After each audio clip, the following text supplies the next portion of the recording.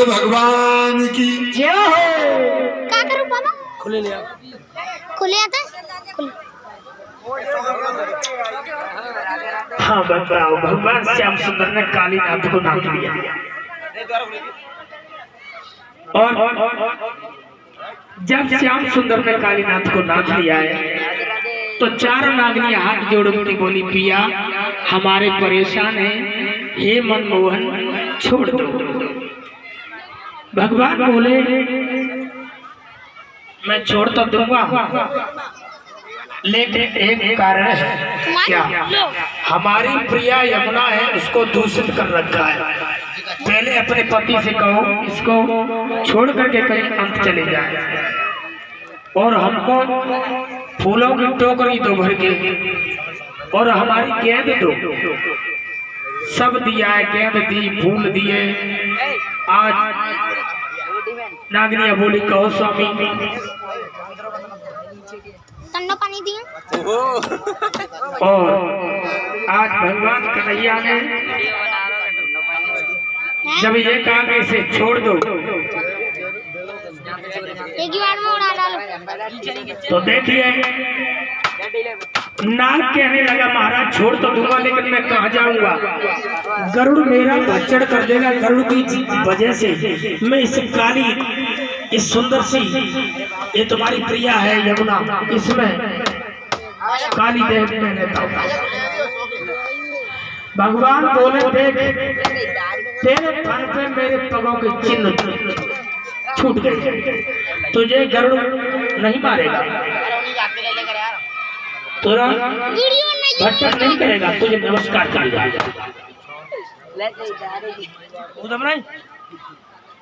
जनता नगर ये पीछे से डालो।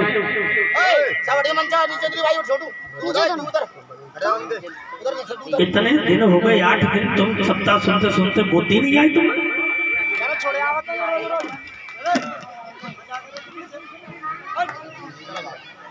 8वां दिवस है, बुद्धि के पट तुम्हारी।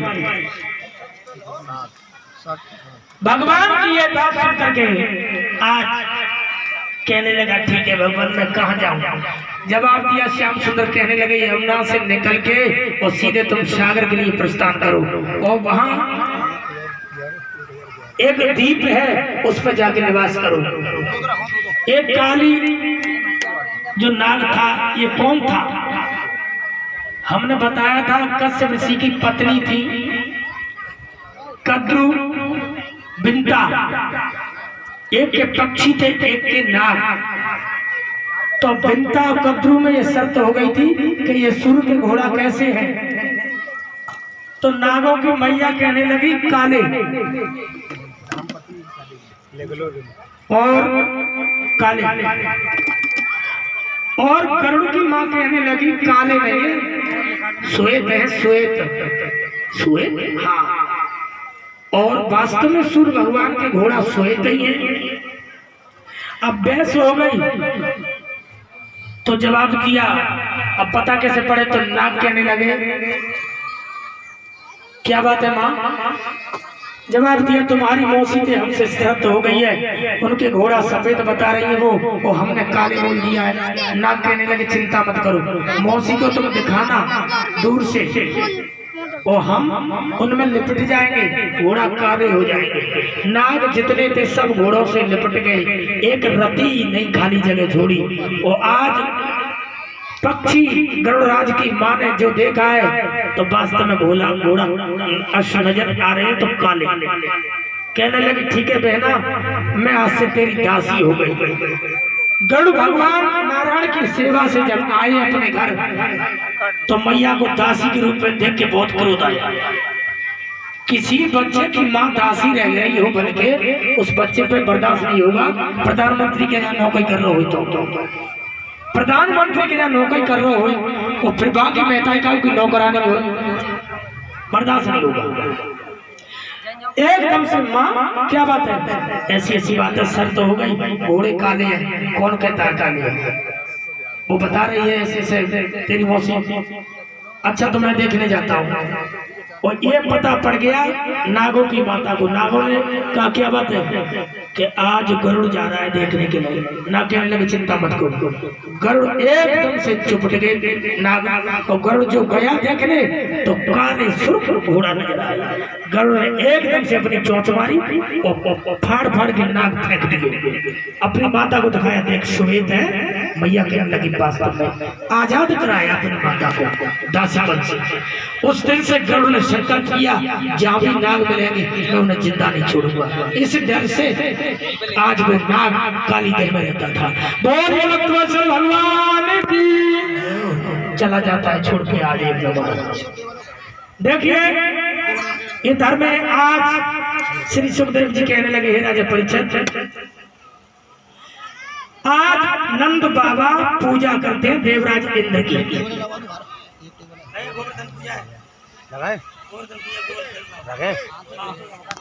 चलो ये गोवर्धन पूजा आ रही है आपके सामने, ठीक है? कहाँ है गोवर्धन?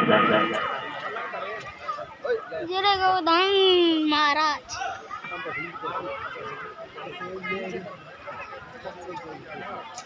आज देवराज इंद्र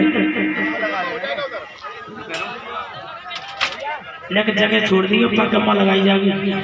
अब हवन के ऊपर ने सरकार दो तक।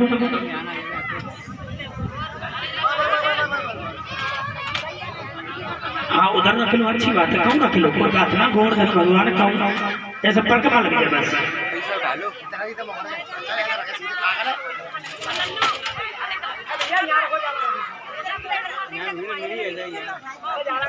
और एक एक करके पूजा करियो, थप्पड़ मत मचाइयो, बड़े प्रेम से। आज गोवर्धन की पूजा है भक्ताओं, और कंस को मारना है। एक जनो जाओ, एक मटका में रंग घोर के मार टांग दो, क्यों पाप को घड़ा फूटेगा मां सामने दूर, ठीक है?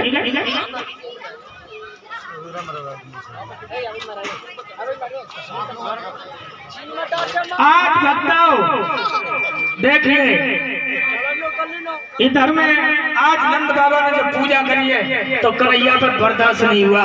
जवाब दिया, बाबा तुम उस इंद्र की पूजा कर रहे हो जिस सुंदर से अपना गोद है, उसकी पूजा क्यों नहीं करते जिस पर गाय चरती है, दूध देती है, गोबर करती है, लीपने के काम में आता है, दूध मेवा मिष्टान बनता है।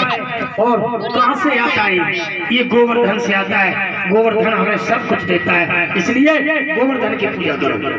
नहीं लाला, इंद्रदेव हमारे लिए सब कुछ है और वो परमात्मा का काम करता है। तुम नहीं जानते, तुम छोटे हो बाबा। हाँ, शायद तुम नहीं जानते हो कि तुम्हें गोवर्धन से क्या क्या मिलता है। लाला हाँ, अगर इंद्र रुष्ट हो गई ना तो पानी नहीं बरसाएंगे, और जब पानी नहीं बरसा तो ये हमारे पशु पक्षी हैं, जीव जंतु हैं, क्या खाएंगे? बाबा। हाँ लाला, इंद्र की हैसियत नहीं है जो गोवर्धन की पूजा को कोई रोक सके, और हमारी बात मानोगे तो सब कुछ अच्छा ही होगा। तुम्हारी बात मान लेंगे हम, लेकिन दो शर्त माननी पड़ेगी तुम्हें। बताओ। एक तो तुम्हारे गिरिराज महाराज की हम पूजा करें तो स्वयं गिरिराज महाराज आकर के हमारे भोजन को स्वीकार करें। बताओ, कर सकते हैं? हम वचन देते हैं गिरिराज भगवान प्रकट होंगे, तुम्हारे भोजन को और भाव से पान करेंगे। अच्छा, और दूसरी बात ये है कि अगर इंद्र ने हम पर कोप किया तो तुम्हारे गिरिराज भगवान को हमारी सब यादवों की रक्षा करनी पड़ेगी। उनकी शरण में रहोगे तो अवश्य रक्षा होगी। गोवर्धन महाराज ऐसे हैं कि आपकी रक्षा करेंगे बाबा। ठीक है लाला, हम पूजा करने के लिए तैयार हैं। आज पहनाओ पूरे आज उस गोकुल में। देखिए आज धूम मची है, माता बहना नवीन नई नई सुंदर वस्त्र पहन के और खीर पुआ हलवा चनका का पकवान बना के तैयार कर रही है।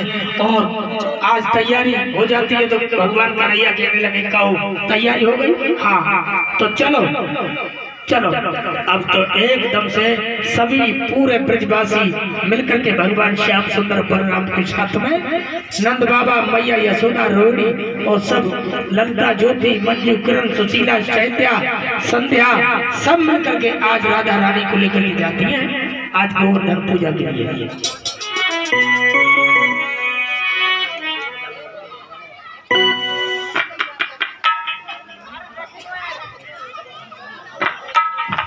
सभी माता बहनें धीरे धीरे एक एक करके पूजन करेंगी गोवर्धन भगवान का।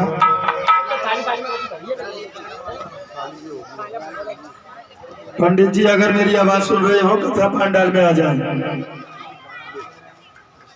पंडित जी, राजू पंडित जी अगर हमारी आवाज सुन रहे हो कथा पंडाल में आ जाएं।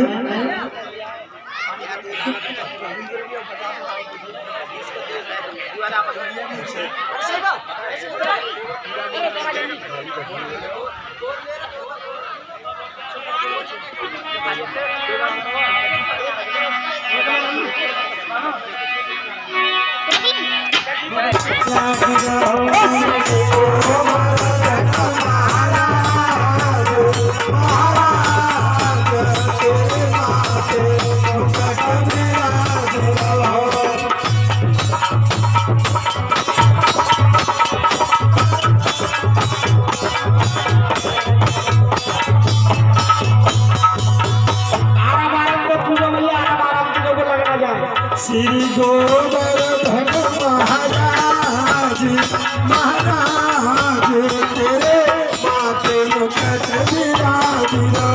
श्री गोवर्धन महाराज महाराज तेरे माथे मुकुट विराजिलो।